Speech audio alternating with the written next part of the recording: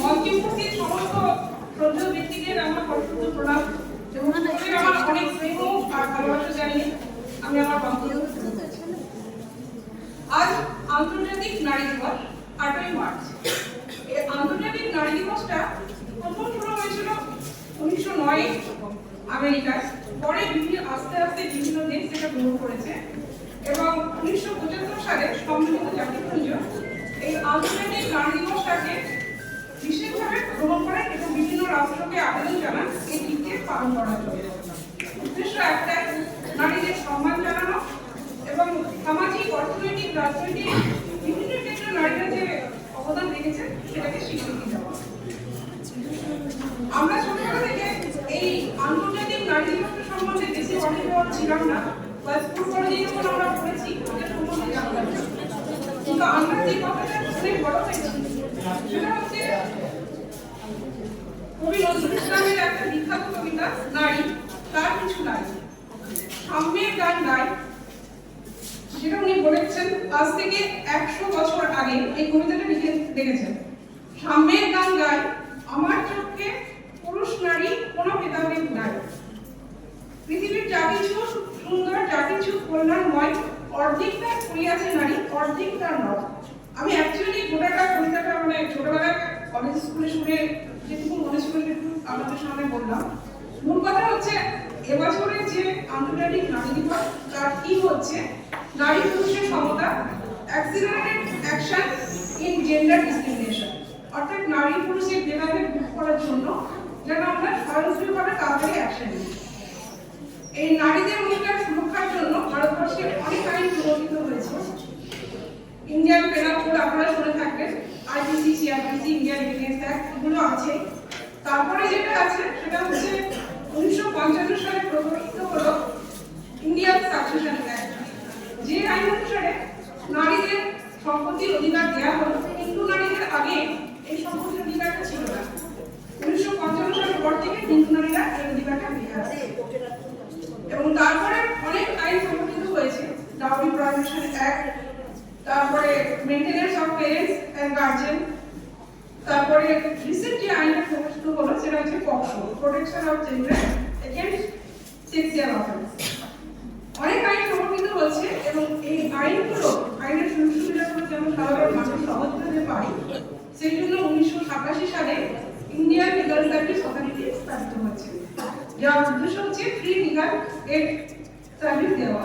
এবং এই কাজকে বাস্তবায়ন করার জন্য কেন্দ্র থেকে আমাদের মহকুমা স্তর পর্যন্ত বিভিন্ন অধিকার আছে, তার মধ্যে যেমন আছে নার্সা, শান্তা, ডাক্তার এবং একেবারে মহকুমা স্তরে আছে এসডিএমএসি, অর্থাৎ মহকুমা লোক আদালত। এইখানের মাধ্যমে আমরা অনেক সচেতন, যারা গরিব মানুষ আছে, মামলা করতে পারবেন না বা সুযোগ পাবেন না, তারা এখানে এই মাধ্যমে অনেক সুযোগ পাবেন। অনেক আইন প্রবর্তিত হয়েছে, এটা যেমন সত্যি, কিন্তু শুধু আইন দিয়ে সমস্যা সমাধান করা যায় না। আগেও নারীরা অত্যাচারিত হয়েছে, এখনো হচ্ছে। একেবারে রিসেন্ট যে ঘটনাগুলো আমাদের নাড়া দিচ্ছে সেটা হচ্ছে কলকাতায় এক 7 মাসের শিশুকে তুলে নিয়ে গিয়ে ধর্ষণ করে, তারপরে 70 বছরের বৃদ্ধাকে কেটে বয়সে পড়ে যাওয়া সম্পত্তি অপহরণের জন্য। অনেক ট্যাংরার ঘটনা আপনারা সবাই এখন ফেসবুকে ঢুকে সবটাই জানতে পারবেন। সবচেয়ে বিশেষ মাত্রায় যে ঘটনা আমরা এখন দেখতে পেলাম, আমাদের কান্দি ছাবিনা কান্দির এক ভদ্রমহিলার নাম শিবানী দাস, তাকে মহলায় পাওয়া গেল। তার 3 ছেলে, তারা সরকারি চাকরি করে, অথচ তাকে দেখা কেউ নেই, তিনি রাস্তায় পড়ে আছেন। আমরা শিক্ষিত হচ্ছি, উন্নত হচ্ছি, কিন্তু ধীরে ধীরে আমরা যেন অনেক পিছিয়ে যাচ্ছি। তাহলে এইরকম অত্যাচার হচ্ছে কেন? আমি যেটা অনুভব করছি যে শুধুমাত্র নারীরা, শিশুরা, বাচ্চারা যে অত্যাচারিত হচ্ছে, পুরুষের দ্বারা অত্যাচারিত হচ্ছে না, পুরুষরা নারীদের দ্বারা অত্যাচারিত হচ্ছে। কেমন কথা বললাম, এখন ধরুন অনেক মেইনটেনেন্স কেস, ডিভোর্স কেস, তারপরে ডোমেস্টিক ভায়োলেন্সের কেস ফাইল হয়ে যাচ্ছে। সেক্ষেত্রে পুরুষরা নির্যাতিত নির্যাতিত হচ্ছে, মোটা টাকা খরগোশটা নিয়ে নিচ্ছে, কেসটা চলছে না, ওই জীবনটা স্বাভাবিক হচ্ছে না, তার জীবন স্বাভাবিক হচ্ছে, এটা যেমন হচ্ছে।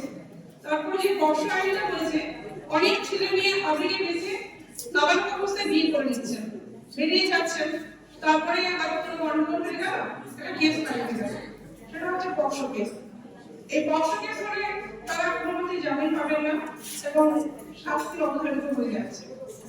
সেজন্য তোমাদের নতুন যারা প্রজন্ম আছে তাদের কাছে আমার আবেদন, তোমরা সবাই ভালো মানুষ হও, পড়াশোনা করে শিক্ষিত হও, সেই সঙ্গে যেন এই ভুলগুলো না করো। সবাই আশেপাশে যারা আছে তাদেরকে এই শিক্ষাগুলো দিও। এটুকু আমার আবেদন, সবাই খুব ভালো থাকো, সুস্থ থাকো, আর আবারও করবো ভালো মানুষ হও। এটুকুই করে আমি আমার বক্তব্য শেষ করবো।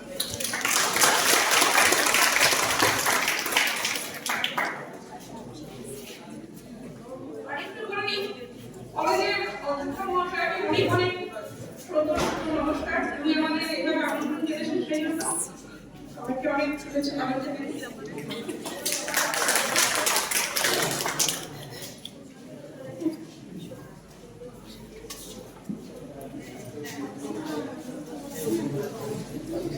ধন্যবাদ জানাই রুকসানা খাতুন মহাশয়কে।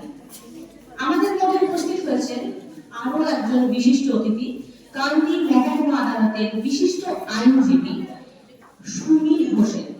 ওনাকে মঞ্চে আসার জন্য অনুরোধ জানাচ্ছি।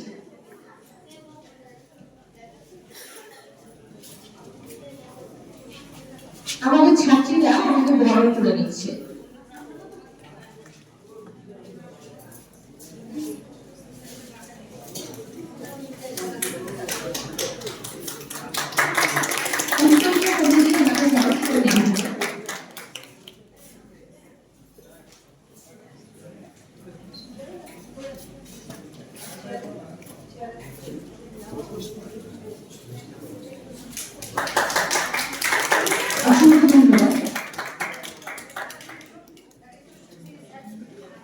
আমরা এখন বক্তব্য শুনবো ওনার কণ্ঠে।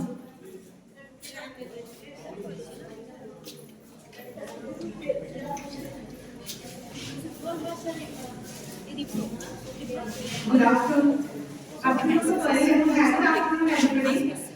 আমি আমার পরিচয় উনি দিয়েছেন। আমি কান্দি আদালতের একজন অ্যাডভোকেট আর legal এডের panel lawyer.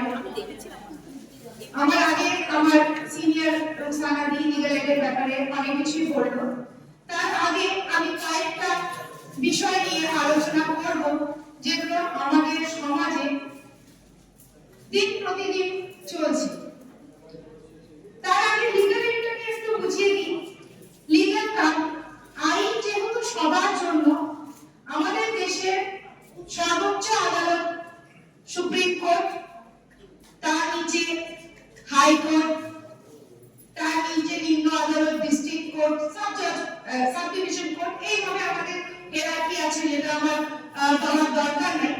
Same legal aid, legal aid হচ্ছে এমন একটা অর্গানাইজেশন, গভর্নমেন্ট অর্গানাইজেশন, যেখানে আমাদের দেশে যেহেতু আইন সবার জন্য, তো অনেকের মনে হয় কি আইনে ন্যায্য ন্যায় পেতে গেলে যার টাকা আছে সেই আইন ন্যায্য ন্যায়টা পাবে। সেটা কিন্তু একদম নয়। আমাদের দেশ, আমাদের গভর্নমেন্ট এটা সুনিশ্চিত করেছে কি যদি কোনো ব্যক্তি তার আর্থিক সামর্থ্য না থাকাতে ন্যায্য ন্যায় থেকে বঞ্চিত না হয়, তাই জন্য আমাদের লিগ্যাল এড, নালসা, ডালসা এবং sub divisional legal aid service authority আছে। এবার এদের কাজ কি? যেহেতু আমাদের সংবিধানই বলেছে ন্যায় সবারই জন্য, তাতে কেউ গরিব হোক, কেউ বড়লোক হোক, কোনো কাস্ট, কোনো রিলিজন, কোনো তবকা, কারোর জন্য আলাদা আলাদা নয়, সমান, ন্যায় সবার জন্য। তো তাই জন্য কোনো ব্যক্তি কিংবা কোনো বর্গ একটা কোর্টে যাবে, কোনো কেস করবে, তাকে কেস করতে গেলে তো ডাইরেক্ট সে কেস কোর্টে ফাইল করতে পারছে না, তার জন্য তাকে একটা মিডিয়েটর, একটা অ্যাডভোকেট অ্যাপয়েন্ট করতে হবে। তো যে অ্যাডভোকেট ওকে সার্ভিস দেবে তাকে কিছু ফিসও দিতে হবে। তো যারা এই ফিসটা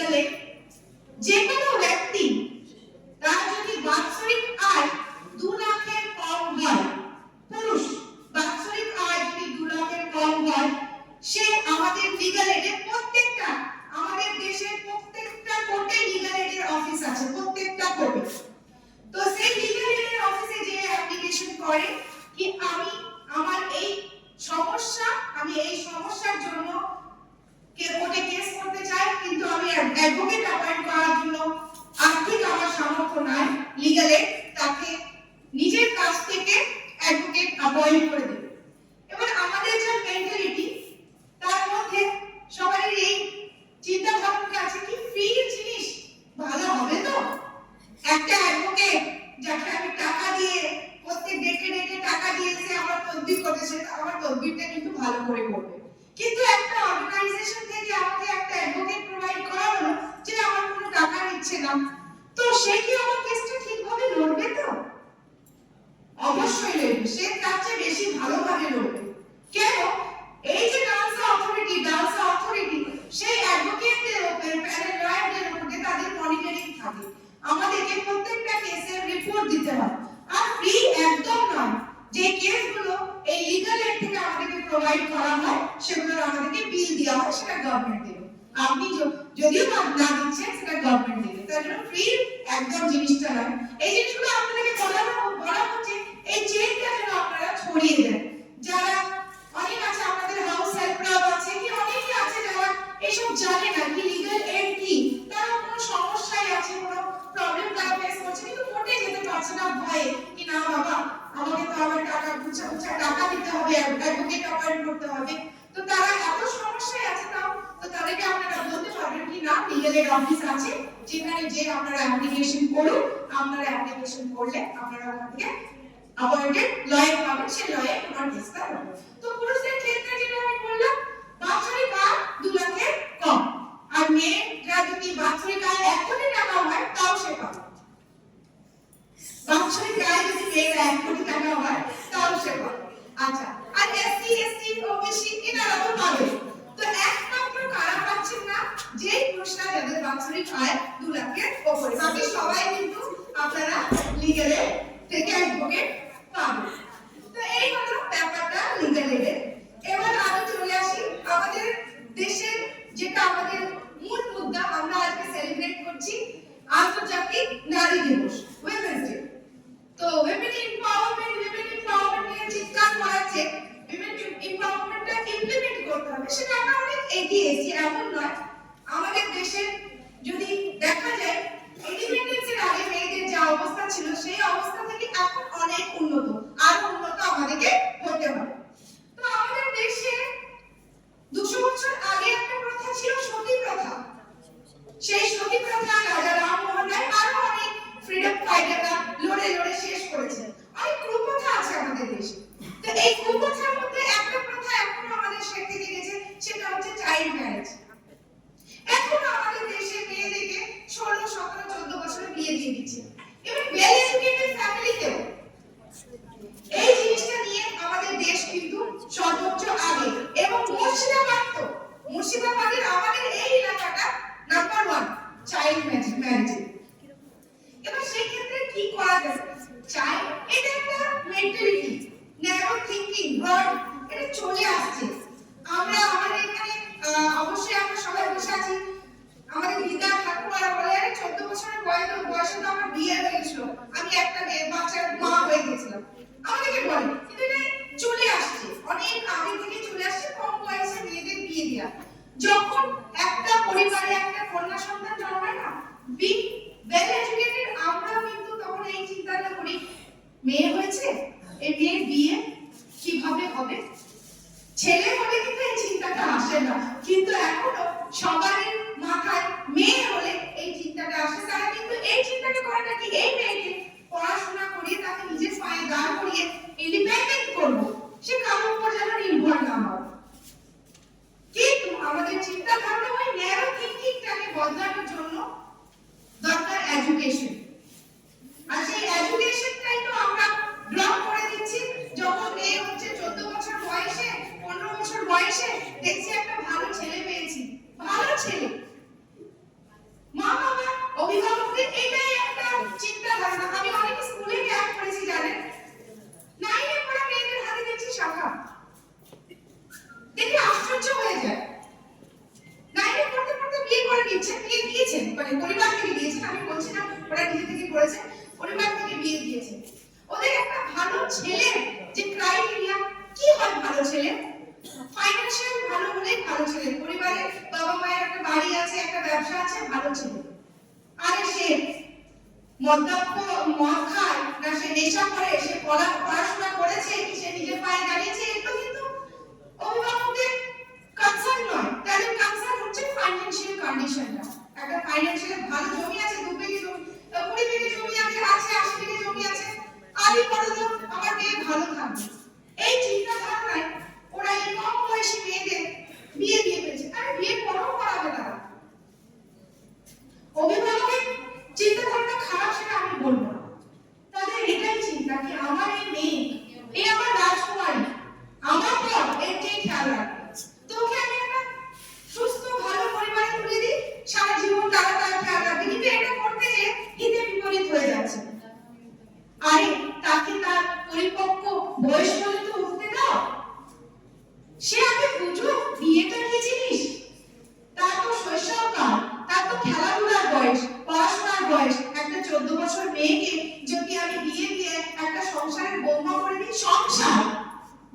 শুনবেন, আমরা সবাই করছি সংসার, খুবই ভারী একটা গল্প। একটা ছোট্ট 14 বছরের মেয়ে, একটা সংসারের বৌমা, সেই বৌমাকে ওই সংসারের সবকিছু দেখতে হবে, তার শরীর কিংবা তার মানসিক পরিপক্কতা নাই সেটা করার। এর ফলে অনেক ক্ষতি হয়, সেই ক্ষতিগুলো বলার আমার নাই, আমি লিগেল এডে চলে যাচ্ছি। অনেক কম বয়সী মেয়েদের বিয়ে দেওয়ার ফলে তারা দেখা গেল সে পরিবার ভালো হলো না, নির্যাতিত হয়ে আবার সেই মা বাবার কাছে চলে এলো। কম বয়সে বিয়ে দেওয়ার কারণে আমাদের চাইল্ড ম্যারেজ প্রহিবিশন অ্যাক্ট আছে, মানে চাইল্ড ম্যারেজ তো আমাদের ভ্যালিড নয় দেশে, তো চাইল্ড ম্যারেজ প্রহিবিশন অ্যাক্ট অনুযায়ী সেই বিয়েটা ভ্যালিড না। আর সেই এই ধরনের বিয়েতে সম্মিলিত সবাই কিন্তু আইনের চোখে দণ্ডনীয় অপরাধী, 2 বছরের জেল হতে পারে, সব পায়। আমি বলছি একটা বিয়েতে শুধু ছেলে মেয়ের মা বাবা থাকে না, অনেক কিছু থাকে, তাদের পরিবার পরিজন, পাড়া প্রতিবেশী, আরো যা ব্যবস্থা লাগে তারা। তো যারা সম্মিলিত আছে, যারা জানেন কি একটা 16 বছরের মেয়ে বিয়ে হচ্ছে আর তারা তাদের সম্মিলিত হচ্ছে, তারা কিন্তু সবাই কিন্তু এই অপরাধে সম্মিলিত হচ্ছে। আর গভর্নমেন্ট যদি এটা জানতে পারে তাহলে কিন্তু সবাই এই অপরাধে একজন অপরাধী। তো এটা আমরা কি করবো? আমি এই যে কথাগুলো আপনাকে বলছি, আমরা কি করবো? আমরা তো দিইনি, আপনাদের মাথায় আছে, আমরা তো করছি না, কিন্তু হ্যাঁ আমাদের দেশে হচ্ছে। এটা একটা চেন, এই ন্যারো থিংকিংটাকে আমাদেরকে বদলাতে হবে।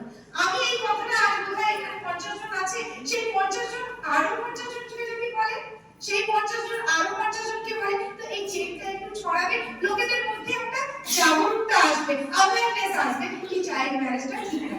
যেটা নির্যাতনের ব্যাপারে আসছিলাম, কি হ্যাঁ সেই ছোট্ট মেয়ে 14 বছরের মেয়ে হাতে একটা শিশু নিয়ে চলে এলো মা বাবার কাছে। কি হবে সেই মেয়েটা? সারা জীবন পাহাড় বরাবর জীবন সাথ পড়ে আছে। সে নিজের এডুকেশনটাও কমপ্লিট করলো না, কি নিজের পায়ে দাঁড়িয়ে আর আমার দুটো টিউশন পড়িয়ে সে নিজের ভাবতে চালাতে তাও হবে না, কারণ সে তো সেই পড়াটা সেখানেই শেষ করে ফেলেছে। তারপরে কোলে একটা শিশু, সেই শিশুকে সে কি করে মানুষ করবে? মা বাবা আজ আছে কাল নেই, আর কেউ দেখবে না, তখন কি হবে? এই যে কুফল, এই যে ওই চাইল্ড ম্যারেজের কুফল, ওই মেয়েটাকে সারা জীবন ভুগতে হবে। আমি আপনাকে বলি খুবই প্যাথেটিক ঘটনা, আমার কাছে একটা মেয়ে আছে, 18 বয়সে বিয়ে হয়েছে, দুটো টুইন্স কন্যা সন্তান জন্ম দেওয়ার কারণে আমি হসপিটাল থেকে শ্বশুরবাড়ির লোকেরা চলে যায়। আজ 3 বছর আমি তার কেস লড়ছি, আমি তার ইন্টারিম মেইনটেনেন্সের অর্ডার পেয়েছি, কিন্তু এখনো পেমেন্ট করাতে পারিনি। কেন জানেন তো? সে সৌদি পালিয়ে গেছে। সৌদি থেকে কিভাবে ধরে নিয়ে আসবো? ওয়ারেন্ট হয়ে পড়ে আছে, ওয়ারেন্ট থানাতে পড়ে আছে, থানা তো আর সৌদি থেকে নিয়ে আসতে পারবে না। সে জবে ফিরবে তবে থানা তাকে ধরবে, কিন্তু জবে ফিরবে। তো সেই মেয়েটার কি অবস্থা? দুটো কন্যা সন্তান, আজ 3 বছরের হয়ে গেল। যখন আমার কাছে আসে সে বলতে, তখন সেই কন্যা সন্তান 40 দিনের সন্তান নিয়ে আমার কাছে এসেছিল। এই ব্যাপার অনেকবার চেষ্টা করেছি, মিটমাট করে পাঠিয়ে দিই, নেয়নি। দুটো কন্যা সন্তান হয়েছে বলে তার আর শ্বশুরবাড়িতে ভাত হলো না, ওটা কি তার হাতে? এই তো অবস্থা আমাদের দেশে নারীদের। আর কি করবে ওই মেয়েটা? দুটো সন্তানকে কি করে মানুষ করবে? খোরপোশ এখনো পাইনি। আমি তাকে বলেছি তুমি তোমার পড়াশোনা আবার চালু করো। মা বাবা এটা কি চাইছে কি এই বাচ্চা দুটোকে এবার আমরা রেখে দিই, এর বিয়ে দিই।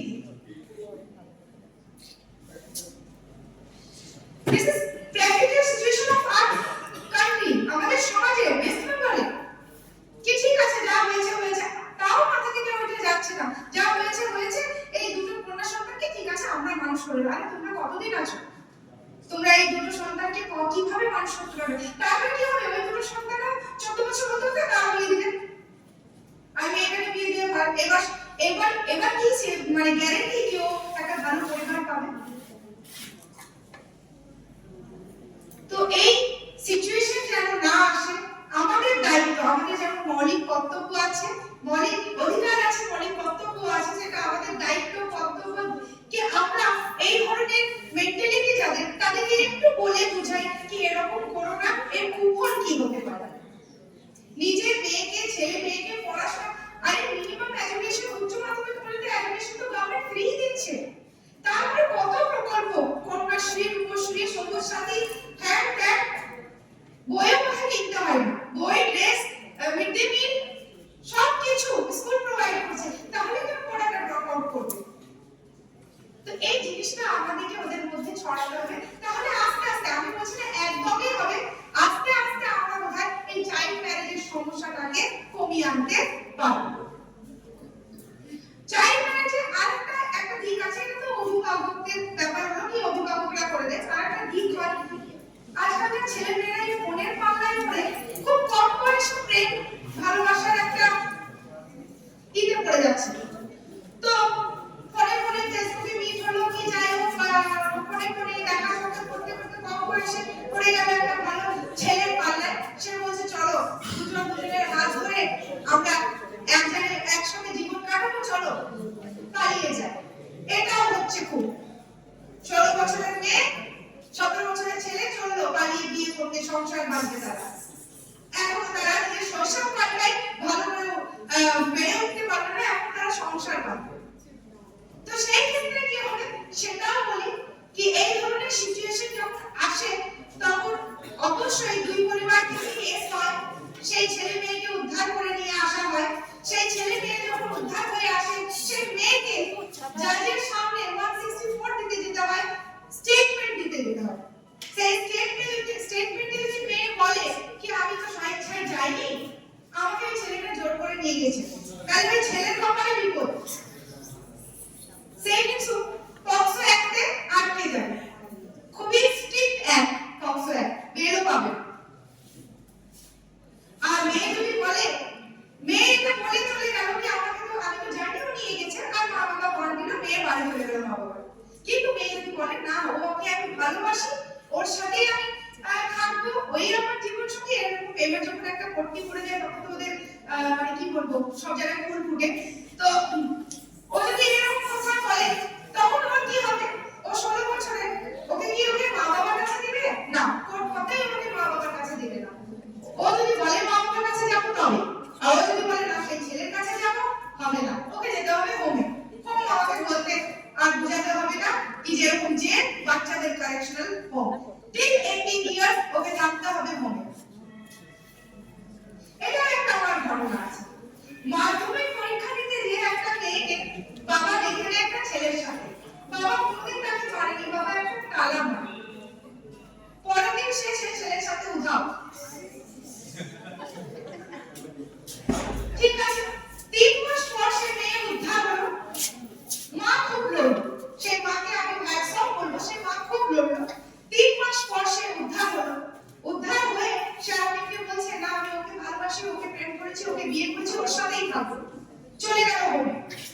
2 সপ্তাহ পর হোম থেকে কল আসছে কি আপনাদের ওই মহিলা এই মেয়ের মাকে পাঠান।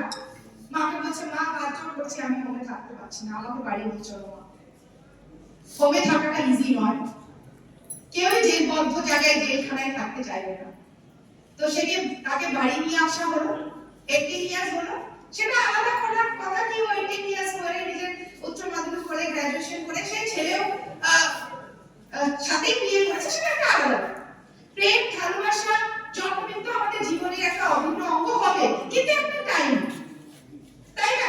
তো যে চাইল্ড ম্যারেজের কথাটা বললাম, এই যে দুষ্ফল নিজে নিজে এই মোবাইলের চক্করে পড়ে আজকালকার ছেলে মেয়েরা পড়ছে, এর যে পরিণাম সেটাও আমি বলে দিলাম, সেটাও যেন আপনারা কাউরি যদি শুনতে পান জানাবেন। আর একটা কোথাও আপনারা জানতে পারছেন এই বাচ্চার বিয়ে হয়ে যাচ্ছে, কিংবা কলেজে খবর আসছে, স্কুলে খবর আসছে, তখন কি করণীয়? আমরা কিন্তু এমন সমাজে বাস করি, ভয় করি, আরে বড় মেয়ের বিয়ে হচ্ছে অজ্ঞান, আমি কি করতে যাবো, আমি যদি বলতে যাই বাবা আমার উপরে চড়াও করবে, তাই না? এই ভয়টা আমাদের মধ্যে খেলা, নিজেরটা দেখি ওরটা কি দেখতে যাবো। তো সেই ক্ষেত্রে আপনাদেরকে বলি কি আপনারা যদি লিগ্যাল এডে আমাদেরকে জানান যে এই ধরনের বিয়ে হয়ে যাচ্ছে, আপনাদের নাম কেউ ডিসক্লোজ করবে না, কেউ জানতেই পারবে না কি আমরা খবরটা কোথা থেকে পেলাম। আমরা ওই মেয়ের জীবনটা বাঁচাতে ওখানে পৌঁছে যদি জীবনটা বাঁচাতে পারি, তাহলে একটা জীবন বেঁচে যায়। তো একটা নাম্বার আছে 1098, এই ফোন নাম্বারটা, এই ফোন নাম্বারে যদি আপনারা জানান তো ভালো হবে। আর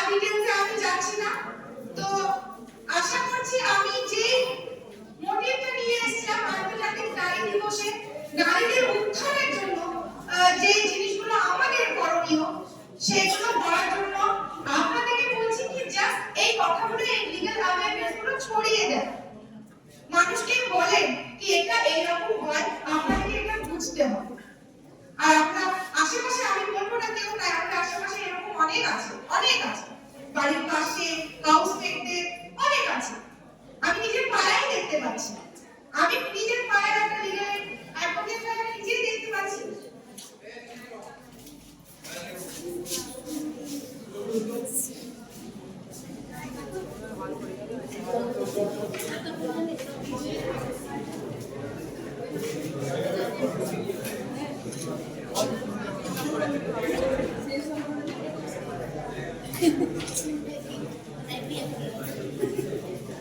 হ্যাঁ, সেকেন্ড হয়ে যাও, ডিস্টার্বেন্স হলে একটু চেইনটা ভেঙে যায়।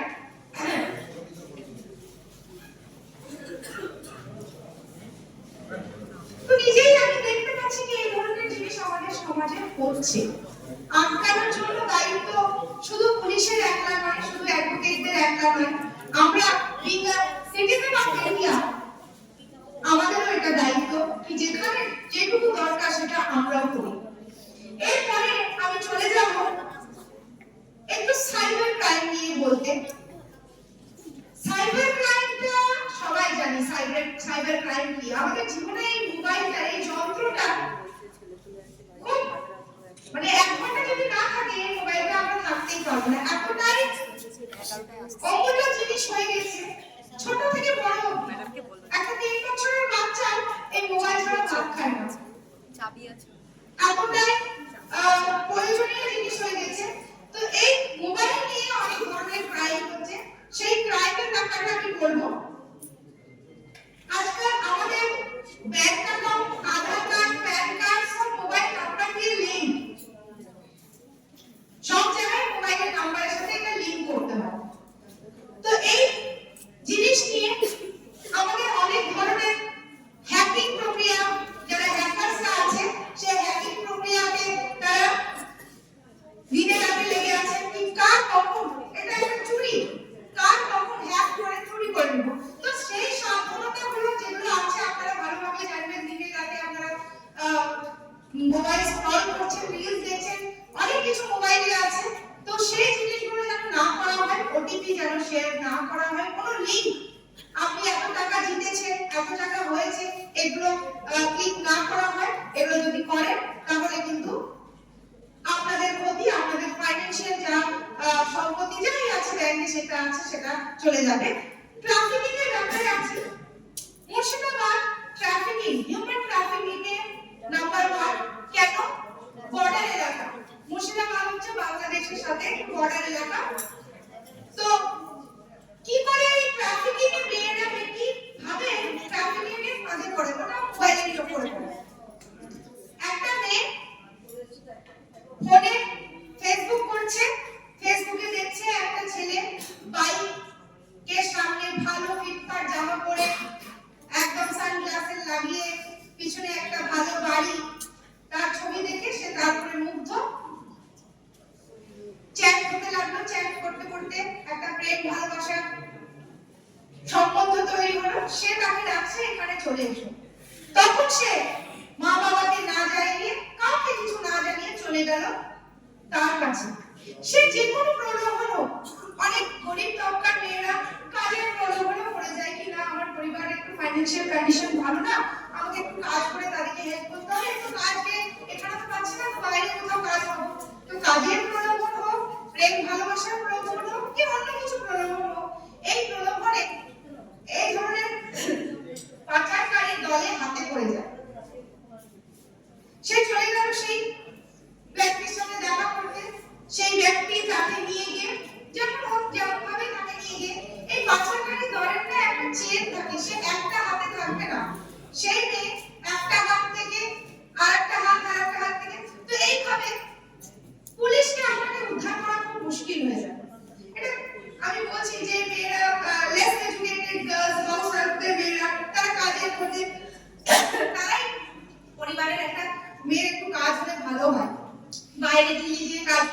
যে কাজ করুক, খুনে যে কাজ করুক, এই ভেবে তারা কিন্তু এই জিনিসগুলোকে সাপোর্ট করে।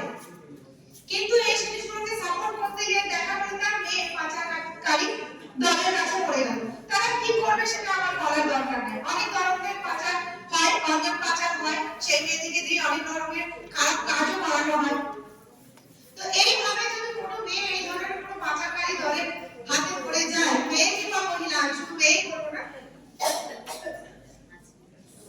তাহলে আমাদের পুলিশের পক্ষে উদ্ধার করা অনেক অসফল হয়ে যাবে। সে যদি কোনো ক্লু না ছাড়ে, তাই জন্য ছেলে মেয়েদের বলবো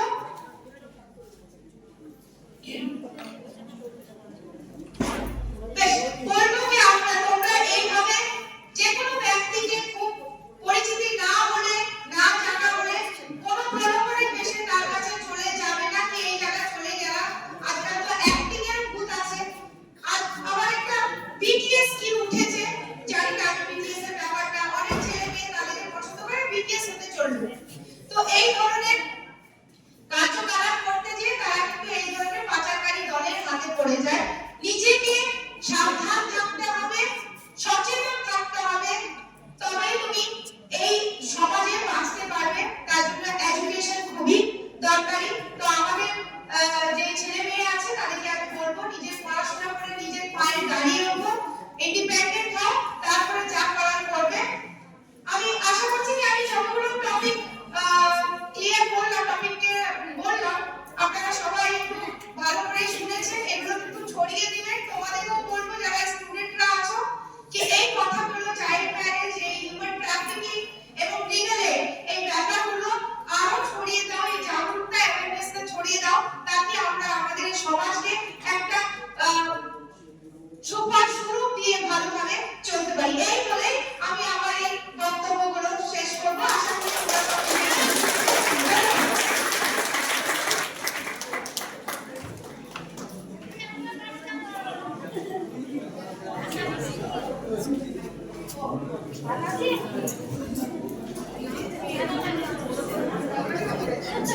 বিশিষ্ট আইনজীবী সুনীল ঘোষের মহাশয়কে অজস্র ধন্যবাদ। উনি অত্যন্ত সুন্দরভাবে বাস্তব জীবনের যে প্রতিফলন ঘটে আমাদের সমাজ জীবনে খুব সুদক্ষভাবে উপস্থাপন করেছেন, যা আমাদের সচেতনতার জন্য অত্যন্ত সহায়ক। আজকে আন্তর্জাতিক নারী দিবস, যদিও গতকাল আমাদের উদ্বোধন হয়ে গেছে প্রাথমিকভাবে, আমাদের মেয়েরা অত্যন্ত সুনিপুণভাবে তাদের উদ্ভাবিত চিন্তা ভাবনার প্রতিফলন ঘটিয়েছে তাদের বিভিন্ন রকম সৃষ্টিশীলের মাধ্যমে। তাদের যে সৃজনশীলতার পরিচয় আমরা পেয়েছি, আজও ঊর্জার স্তর বসেছে। আমি আমাদের অতিথি রয়েছেন, আমাদের দুজন এখনো পর্যন্ত এসেছেন, ওনাদের দুজনকে আমি অনুরোধ জানাবো আমাদের স্টলে অন্তত একবার যেতে। আশা করি ওনাদের ভালো লাগবে। কিছুদিন আগে 21শে ফেব্রুয়ারিতে একটা পোস্টার কম্পিটিশন হয়েছিল। আমরা বেছে নিয়েছি প্রথম, দ্বিতীয় এবং তৃতীয় স্থানাধিকারীকে। প্রথম হয়েছে সৌভিক অধিকারী, দ্বিতীয় রীনা দাস, তৃতীয় স্থান অধিকার করেছে যুগ্মভাবে পৌলমী হাজরা এবং রিমা ঘোষ।